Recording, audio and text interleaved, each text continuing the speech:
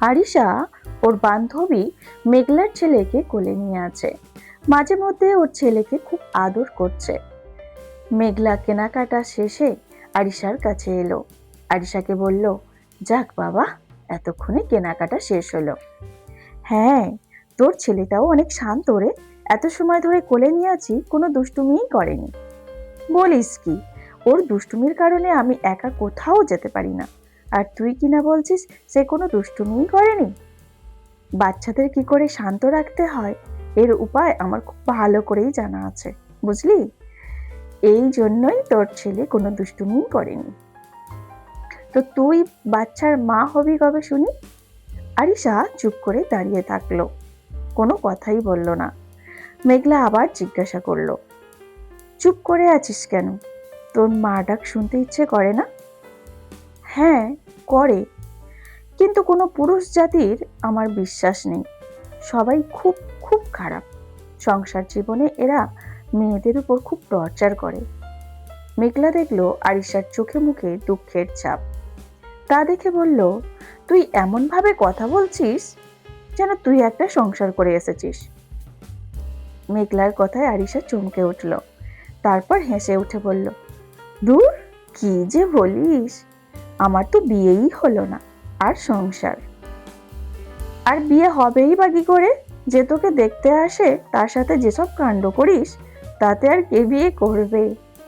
আচ্ছা, তুই এদের ব্যাপারে যে সমস্ত কথা বলিস সেগুলি কি আসলে সত্যিই হয়? সত্যি না হলে কেউ অনুশোচনায় আত্মহত্যা করে? জানিস কি করে এসব কথা? আরিশা মুচকি হাসি দিয়ে বলল, সিক্রেট। এখন চল, দেরি হয়ে যাচ্ছে। আরিশা মেঘলাকে সাথে নিয়ে মার্কেট থেকে বেরিয়ে এলো। এমন সময় ওদের সামনে পরাগ নামের একটা ছেলে এসে দাঁড়ালো। পরাগ আরিশার পিছনে প্রায় ঘুরঘুর করে। পরাগ আরিশার দিকে তাকিয়ে বলল, কি গো দুই সুন্দরী, কোথায় গিয়েছিলে? আরিশা বলল, সেটা কি তোকে বলতে হবে? পরাগ বলল, আচ্ছা, তুমি সবসময় এমন কঠিন হয়ে কথা বলো কেন? তোমার মতো সুন্দরী মেয়ের মুখে কঠিন কথা মানায় না। আরিশা বলল, তুই আমার সামনে থেকে সরবি নাকি আমি নিজেই সরিয়ে দেব? পরাগ বলল, তোমার নরম হাতখানা দিয়ে সরিয়ে দাও। আরিশা চোখ নিমেষে রক্তবর্ণ হয়ে উঠল। রাগে হাত পা রীতিমতো কাঁপতে শুরু করেছে। আরিশা রাস্তায় পড়ে থাকা একটা ইট তুলে পরাগের কান বরাবর জোরে আঘাত করলো। পরাগ চিৎকার দিয়ে মাটিতে পড়ে গেল। আরিশার এমন কাণ্ড দেখে মেঘলা সহ আশেপাশের সব মানুষ অবাক। মেঘলা বলল, তুই একে মারলি? তা এমন শয়তানি মার্কা কথা বললে কি ছেড়ে দিবি? এখানে আর না থেকে চল। আরিশা নিজের মনে চলে যেতে লাগলো। ওর পিছু পিছু মেঘলা যাচ্ছে। আশেপাশের লোকজন অবাক চোখে আরিশার দিকে তাকিয়ে আছে। আরিফুল দূর থেকে মেয়ের এমন কাণ্ড দেখলো। মনে মনে ভাবলো, আমার মেয়ের এসব কাজের জন্য না জানি আরো কত খেসারত আমাকে দিতে হবে। মেঘলা আরিশাকে জিজ্ঞেস করলো, তুই আজ থেকে 2 বছর যাবৎ বেশ রহস্যময় হয়ে উঠেছিস। আগের চেয়ে একেবারে অন্যরকম হয়ে গেছিস। কিরকম? এই যে আগে কতটা শান্ত ছিলি, সবার সাধারণ কথায় একদম গলে যেতি, কিন্তু এখন সব সময় যদি শান্ত থাকিস তাহলে সবাই তোকে মোম ভেবে গলিয়ে ফেলবে, আর যদি পাথর হয়ে যাস তাহলে কেউ সহজে তোকে ভাঙতেই পারবে না। ঠিকই বলেছিস। হৃদয় ব্যাংক থেকে টাকা তুলে বাড়িতে এলো। হৃদয়ের বাবার কাছে থেকে যারা টাকা পেত, হৃদয় সবার টাকা পরিশোধ করে দিল। এত তাড়াতাড়ি হৃদয়কে এতগুলো টাকা দিতে দেখে সকলে বেশ অবাক। অনেকে অনেক কথা বলতে লাগলো। সবার মনে একই প্রশ্ন, হৃদয় এত তাড়াতাড়ি এতগুলো টাকা পেল কোথা থেকে? হৃদয় সবাইকে একটাই জবাব দিল, টাকা কোথায় পেয়েছি না পেয়েছি এটা সবার না জানলেও চলবে। আপনারা আপনাদের টাকা পেয়ে গেছেন, ঝামেলা মিটে গেছে। সব টাকা পরিশোধ করার পর হৃদয় দীর্ঘশ্বাস ফেলল। যাক, সে সন্তান হিসাবে বাবার জন্য কিছু করতে না পারলেও তার বাবা ঋণ তো পরিশোধ করতে পেরেছে। হৃদয় আরিফুলকে ফোন করলো। আরিফুল হৃদয়ের ফোন রিসিভ করে বলল, হ্যাঁ হৃদয় বলো। ওইদিকে সব সমস্যা মিটে গেছে? হ্যাঁ আঙ্কেল, সব সমস্যা মিটে গেছে। এখন বলুন আমায় কি করতে হবে? এক কাজ করো, তুমি আমার বাড়িতে চলে এসো। আমি এখন একটা মিটিংয়ে আছি, তাই বেশি কিছু বলতে পারছি না। আচ্ছা। হৃদয় আবার আরিফুলের বাড়ির উদ্দেশ্যে রওনা দিল। মনে মনে ভাবছে, আরিফুল তো ওর মেয়ের সাথে বিয়ে দিতে চেয়েছিল, কিন্তু এখন একটা কাজও দিয়েছে, সেটা হলো ওর মেয়ের রহস্য বের করা। কিন্তু আরিশাকে তো ওর খুব ভালো লেগেছে। যদি সত্যিই মেয়েটাকে নিজের করে পেতাম। পরক্ষণেই হৃদয় ভাবল, কাউকে নিয়ে স্বপ্ন দেখা ঠিক নয়, কারণ কাউকে নিয়ে স্বপ্ন দেখার পর যদি সে স্বপ্ন পূরণ না হয়, তাহলে অনেক কষ্ট পেতে হবে। হৃদয় যখন আরিফুলের বাড়িতে পৌঁছলো তখন বিকেল 5টা। হৃদয় গেটের সামনে দাঁড়াতেই দারোয়ান দরজা খুলে দিল। হৃদয় বাড়িতে প্রবেশ করা মাত্রই দারোয়ান বলল, স্যার আপনাকে ভিতরে অপেক্ষা করতে বলেছেন, ওনার আসতে দেরি হবে। হৃদয় বাড়ির দিকে এগিয়ে যাচ্ছে। মনে মনে ভাবছে, আজ তো ওনার মেয়েকে দেখতে আসার কথা ছিল। ওনারা কি আজ আসবে নাকি? আসলে হয়তো এতক্ষণে আসতো, আর নয়তো এসে দেখে চলে গেছে। কেননা সে তো অনেক সময় এখানে ছিল না, তাই জানবে কি করে তারা এসেছিল নাকি আসেনি। হৃদয় বাড়ির মধ্যে যাওয়ার সাহস করল না। বাড়ির সামনে পায়চারি করছে। এমন সময় ছাদ থেকে আরিশা বলল, এই যে মিস্টার হৃদয়, ওখানে দাঁড়িয়ে পায়চারি করছেন কেন? ছাদে আসুন। হৃদয় আরিশার দিকে তাকালো। কোনো কথা বলছে না হৃদয়। তখন আরিশা বলল, আচ্ছা থাকুন, আমি আসছি। একটু বাদে আরিশা ছাদ থেকে নেমে এলো। আরিশা হৃদয়ের সামনে এসে দাঁড়িয়ে মুচকি হাসি দিল। আরিশার হাসি দেখে হৃদয়ের মনের মধ্যে এক অন্যরকম অনুভূতি খেলা করছে। আরিশা বলল, একা আসতে তো ইতস্তত বোধ করছেন, তাই আমার সাথে আসুন। হৃদয় বেশ অবাক হলো। কেমন করে জানি আরিশা ওর মনের কথাটা জানতে পারল। হৃদয় মুখে কোনো কিছু প্রকাশ না করে আরিশার পিছু পিছু ছাদে উঠল। ছাদে এসে আরিশা এক কোণে গিয়ে দাঁড়ালো। হৃদয় ছাদের দরজার কাছে দাঁড়িয়ে আছে।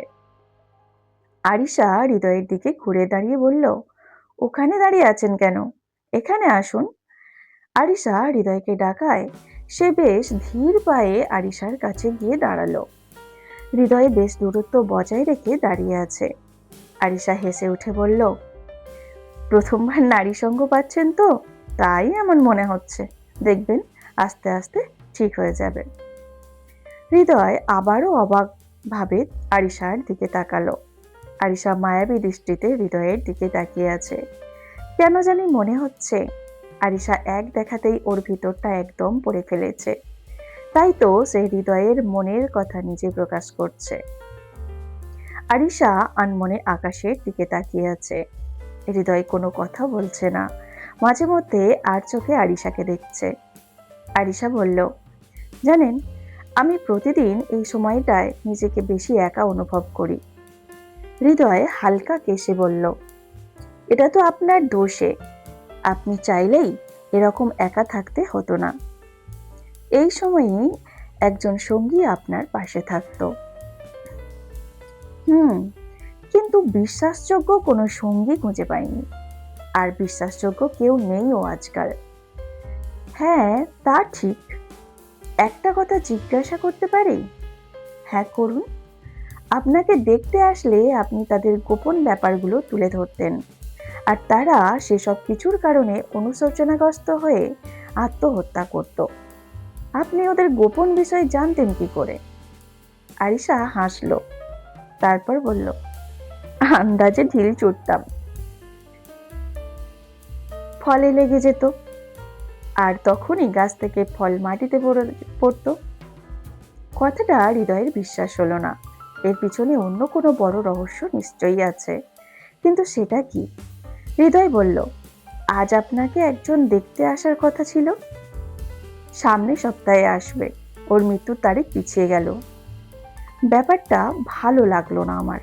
মানে, আগের বার যারা এসেছিল তাদের সাথে যা হয়েছে ওর সাথেও তাই হতো।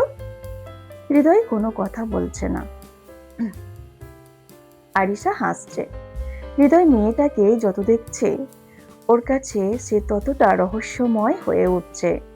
আরিশা হৃদয়কে বলল, ওদের মতো তোমার মধ্যেও তোমার বাবার জন্য অনুশোচনা কাজ করছিল।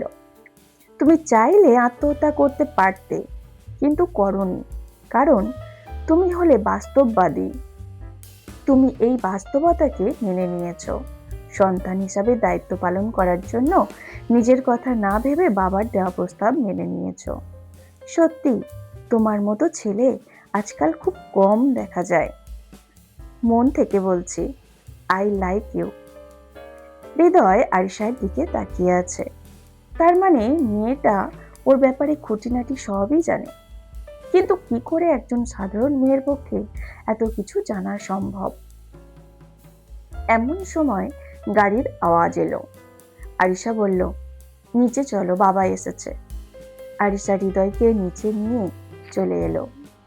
আরিশা ওর বাবাকে বলল, জানো বাবা, আমার না হৃদয়কে খুব ভালো লেগেছে। সত্যি সে অন্য সবার থেকে একদম আলাদা। আরিফুল বলল, তাহলে হৃদয়কে তোমার লাইফ পার্টনার করে নাও। এই কথায় আরিশার মুখ লজ্জায় লাল হয়ে গেল। আরিশা কিছু না বলে দৌড়ে ওপরে চলে গেল। হৃদয় আরিশার দিকে তাকালো। তখন আরিফুল বলল, কপালে থাকলে আমার মেয়েকে সারা জীবন ধরে এভাবে দেখতে পাবে। হৃদয় একটু লজ্জা পেল বটে, তবে স্বাভাবিক হয়ে রইল। আরিফুল বলল, আরিশার থেকে কিছু জানতে পারলে? এখনো পর্যন্ত না, তবে জানতে পারবো মনে হয়। হ্যাঁ, চেষ্টা চালিয়ে যাও। রাতের বেলা হৃদয় আরিফুলের বাসায় থেকে গেল, কারণ আরিফুল নিজে হৃদয়কে থাকতে বলেছে। হৃদয় নিচের তলার একটা গেস্ট রুমে শুয়ে আছে। বারবার শুধু আরিশার কথা ভাবছে। মেয়েটাকে সে যত দেখছে তত অবাক হচ্ছে। কি করে একটা সাধারণ মানুষ কারো মনের কথা বুঝতে পারে?